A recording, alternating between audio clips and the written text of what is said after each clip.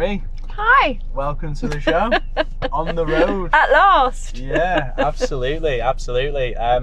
No, it's good to meet you as well. Finally, Yeah. I've actually We've we've never known met each other years. face to face, have we? No.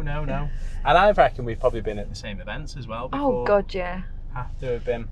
But yeah, I guess probably worth mentioning. So we're here at the delivery conference. Yeah. And you're of course here with Asendia. If you want to just give a quick intro as to who you are, what you're doing. Yeah, so I'm Marie Barrance, Sales Director for Asendia UK. So Asendia are a cross-border logistics company that focus on B2C. But have a long history. Basically, we're a joint venture of La Poste and Swiss Post. Yeah. And then they were built or designed about 13 years ago. Historically, Asendia has been quite a male dominated company, but they've done really well at buying kind of e-commerce brands to head them onto the right journey. So the likes of Globe Logistics and WN Direct, so that you've now got a full suite of products that we can offer, right from untracked shipments to your DHL, FedEx, etc. Got you. And I've actually not been in yet, but is it quite brand heavy, or would you say for the people attending, is it there's a lot of people more there's logistics? A lot out there right now it's a lot on the stands. It's a lot brand heavy, I would say, and then it's kind of you're just trying to capture all of the retailers walking around going, hi, speak to me, hi, can I scan you? But for us, we like to go to Metapack because a lot of our existing customers are there. Yes. So it's nice for the team to speak to them outside of the normal, or let's do UQBR, let's talk about rates, just outside of that. So it's quite a nice way that we can speak to retailers without any pressure. Got ya. Well, I know this is going to sound overly flattery, but like for me personally, I've always sort of heard your name. It's like Crime Watch. Yeah, sorry. So I'm gonna do it to you, but like one of the titans of the industry, one of the DHLs but just to give the audience a bit of an idea, what's your journey been career-wise to? So my very first job, I started at Alamo Rent-A-Car on the telephones. So just booking for people that were going to the US and wanted to book car hire. And then I started at DHL as a customer services person. So I was on the phones, worked there, absolutely loved it because I was in my early 20s. It was a group of 12 girls that all joined at the same time. So there's a lot of people that I still call my friends from there, and just worked my way up through DHL. So I was BDM, Director of Industry for print, publishing and public sector, and then was made redundant. Right. And then I was there for like 15 years, and then went to work for CityLink for a while to head up their international, but quite quickly got there and realised they hadn't really got the infrastructure to build it. Yeah. So stayed there for about 18 months, and then I was approached by a headhunter to go and work for WN Direct, and I'd never heard of them. And the guy that I met, a guy called Jeff Gilbert, just said to me, it'll be the best thing you ever do, you'll love it. So I left, and I was at WN Direct, started as a BDM, then head of account management, then sales director, and then Asendia bought WND. Yeah. So then we merged the two sales teams together, and then I've been at Asendia / WND for nearly 12 years. I think it was 12 years this week. Yeah. Right. So Happy anniversary. Thank you. So yeah, I know I only look 26, but I'm actually quite a bit older. So I've been in the industry probably for like 28 years now. And I guess going to ask a heavy question then. So what would you say then the biggest advice you would give someone? Because I've seen it loads where somebody starts out in customer service, even like an operations role, and then you see them fly through the ranks and actually get into senior leadership. What would your advice be for somebody who was on that in that position but felt there was they had more and they could do it? I think for me it happened quite organically. It was never a plan. Yeah. It was kind of like I went from role to role, and I like to do things, and it sounds really corny, but I like to do things and know I've done this I can't do any more in this role. So I've got to that point now where I need to move on because I need a new challenge. And I think a lot of people make a mistake of going, right, I've done this for a year, I need to move on because you shouldn't stay. I think learn your role inside out and then go, right, where do I go next? Because then it's more of a journey, and I think you're then so well prepared. And that was one of the things I really liked about being at DHL, is because I did so many jobs, you know everything about the company, and you're almost then, no challenge is kind of that you don't have to walk away because you've got so much in your armory. So I think for me it would just be, and one of the biggest things, and it's one of the things I hate about salespeople, is when they don't know their stuff and you ask questions and they can't answer it. And it's like, no, they're on the black. Yeah, know your product, know what you're speaking about, and know it in your brain, and always be authentic. Because I think sometimes people try to be someone that they're not, and then when you're speaking to them, that comes across because you're very much like, he's not like that normally. Yeah, whereas I'm kind of the same inside of work and outside of work. I'm just me. I think that's the thing. Just be yourself. No, I love that. And I think, have you ever come to a point where, you know, you've felt like you've made a mistake in your career, or like there's been a bit of a dull or down period? I think CityLink was that for me. And I got offered a job at TNT, but it was very domestic. Right.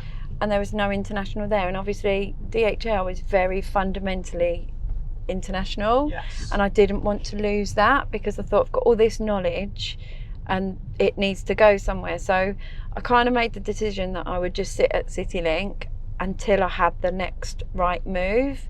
And that's why I went to WND. Got you. Because it seemed like it was like, 12 years ago now. It was just as the e-com bubble was coming to the market.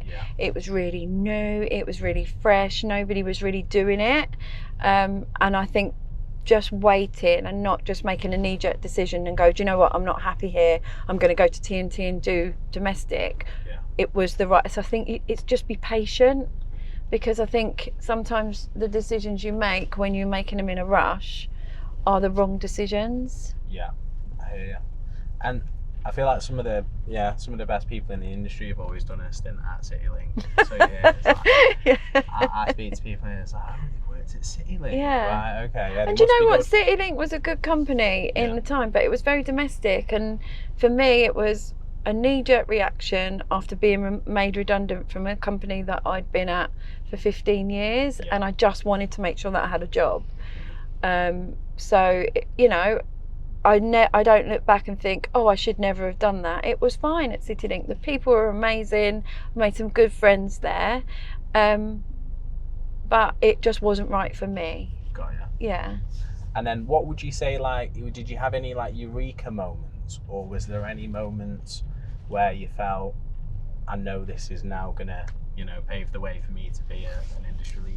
Oh, I don't think I'm an industry leader. I just do my job. No, I think moving to WND was one of the best decisions I made, because it was so fresh and it was so new.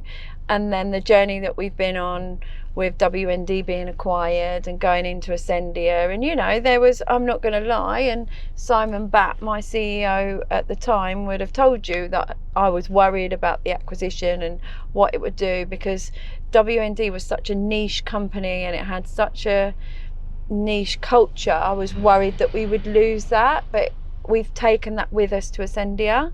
So, you know, and it's almost like we've taken WND and it's in an organisation where it doesn't exist anymore, but the ethos is there and the culture is there and a lot of the same people are there, and now we're in a grown-up business, if that makes sense, because WND was a start-up. So so you felt like you've kept the character of a WND but almost got the backing of it.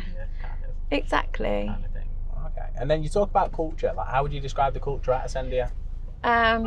It's bonkers. It's great. Like, and I know it sounds corny, but it's like family, and everybody looks after each other. And there isn't, like, to start with, everybody was like, oh, it's an us and them because it's WND and it's Asendia, and that isn't there anymore, because everybody's worked together for so long and the team's all pulled together and everybody's got your back, and that's what I really like. And it's okay to make mistakes. as long as you make them quickly and you learn from them. So it's like you've got a really strong sense of family and people around you that all want everybody to win. Yeah. So it's just not, and one of the things that, because I'm a worry freak and control freak, some of my team will tell you, but I get so emotionally involved in making sure that we're doing a good job and making sure that we keep every bit of business that we've got, that even when we have the SLT meetings, etc., it's like the pressure isn't on me, it's on everyone. Yeah. So it's not like you don't feel like you're on your own. You're walking into them problems. Yeah, Almost it's like you've got your army behind you. Yeah. And how big is Asendia then in the UK, if you were to say, headcount and roughly what number of sites? Oh God! So we've got 3 sites. We've got the fulfillment centre in Bedford, where we do the likes of chili bottles. So we do all their fulfillment, Barley Body, and some brands like that. Then we've got the Southampton fulfillment centre, which is more a lot of the mail-ins and our returns go into. And then our main processing for cross-border is at Heathrow. Right. So you've got 3 different warehouses. Most of the team, the majority of my team are based at Heathrow, but they can work out of any site. We have a collaboration day every Wednesday where everybody comes in so that we're all together. I think in the UK we've got around 100 employees, I think. Maybe, actually, I think it's more. I think it's 400 with all the warehouse people as well. Blue collar and yeah. white collar. But yeah, so it's quite a big operation, and the operation at Heathrow's got robots to do all our over labelling. So you should come and see them. Yeah. The concrete. Not robots like this, just a robot arm. When they first told me, I did actually think it was going to be robots walking around the warehouse, but it's not. Damn it. You see them in restaurants in the airports, serving the plates and stuff. No, that's really cool. And I guess you mentioned you were really conscious of not sort of staying in the domestic products when you were at CityLink, and you wanted to keep into international. Yeah. There'll be loads of people that are currently working in the domestic market, maybe want to venture into international.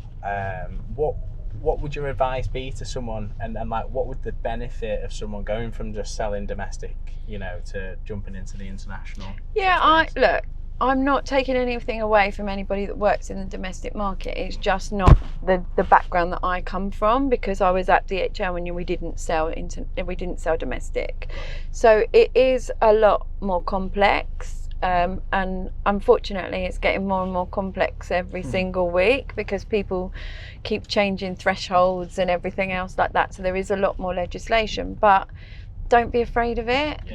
You can learn that, and if you're a good enough salesperson and you've got something about you and you're willing to put in the time, just don't be afraid, just go for it. That's what I would say, because you can pick this up. There's so much out there now where you can learn things on what's going on in cross-border, what's going on in the international customs, and a lot of the companies that you would work for will have a lot of information for you. We've got 3 people in our customs compliance team that are just there publishing documents, helping us navigate through what we do with retailers so that we can then aid retailers. And also the bigger retailers will have their own teams doing that. Where you can add value is on the smaller SMEs that need that help navigating some of this really confusing legislation that comes out. But just be brave, it would be my advice. Mega. And for Asendia, what would you say the sweet spot is, in terms of like customer? Is it more the SME, mid-market, big corporate, marketplace? For us, it's inclusive. So one of the things that we've always said is we want to work with people that are sending 2 shipments a day right up to the enterprise customers, and that's what we do. So we have 2 different teams. We have a strategic key account management team that manage the enterprise customers, top 10, top 15, and then we have customer development team that manages the smaller. Because if you can get with a retailer on their very early stages and help them and aid them on their journey, then you've got a customer for life. So for us, it's about making sure that the services that we're putting out to market are for everyone. They're not just, oh no, you don't do enough volume. You've got to make sure that it's accessible for everybody. Yeah. And some of the partnerships that we're doing with our sister company DPD will aid that, because we don't have first mile collection networks. We've got partners that we use, so DPD will help us with that, and they sell some of our products for us to give that more reach as well. So it's just, for us, we just want to make sure that we don't say no to anybody, really. Yeah, I hear. And who's been your, I guess, like, I'm going to say claim to fame in terms of retail brand that you say may have started in the bedroom with Asendia, and then, you know, almost the Ben Francis type? Yeah, I think for Asendia it would probably be Chili's, Okay. because they were with Chili's at the very start when it was kind of owner managed. I think it was from the story, it was like they were doing it out of someone's bedroom, and then they've bought it. We do the fulfillment. It's a well-known brand, so I think I would say it's probably Chili's for Asendia that they got in right at the start. Yeah. And then what would you say then the I guess the biggest challenge that you've had to face? Well, Brexit, the US. Donald Trump changes, anything that's legislation, because you have to change all of your systems and come up with a solution so quickly that is retailer paid or consumer paid, or you can't send this and you can't send that. So we've got a really good technical team behind us and a fantastic project team that can make those changes really quickly, so that we're not stopping people shipping. So when Brexit happened, it was just business as usual. We carried on. We didn't stop. We didn't turn off. Yes, did we have a little bit of a week or so where things were getting held? Of course we did, but other than that, I think it's the tech behind it as well that keeps us afloat. But anything that's legislation and changing de minimis, that's where we see the biggest challenges. Got ya. Well, I'm going to finish with some quick fire trivial questions. No, this is my worst bit. Yeah. Who's been your best boss and why? Oh, I can't answer that. There's too many that might hear. There's probably been two. Yeah. I would probably say Stu Hill and Simon Batt. So Stu at WND and Simon. Stu encouraged me to push past my own demons almost, whereas Simon refined me and made me less angry. so there, yeah.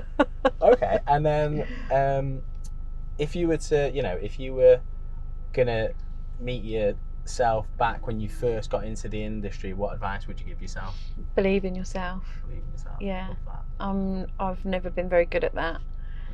I just go, oh yeah, I just fell into that. Super it was humble. it, yeah. Super So just humble. have a little bit more confidence in what you do. Well, that was what I would say. Well, look, thank you for coming on. Oh, Part of no the worries. podcast. I think the trip. At last. I think we had some honks. We had some Thought I was going to jolts. fall off the seat. Yeah. No, it's been amazing. Oh, thank you. Nice to meet you. Yeah, finally. you too. Boom, we're there.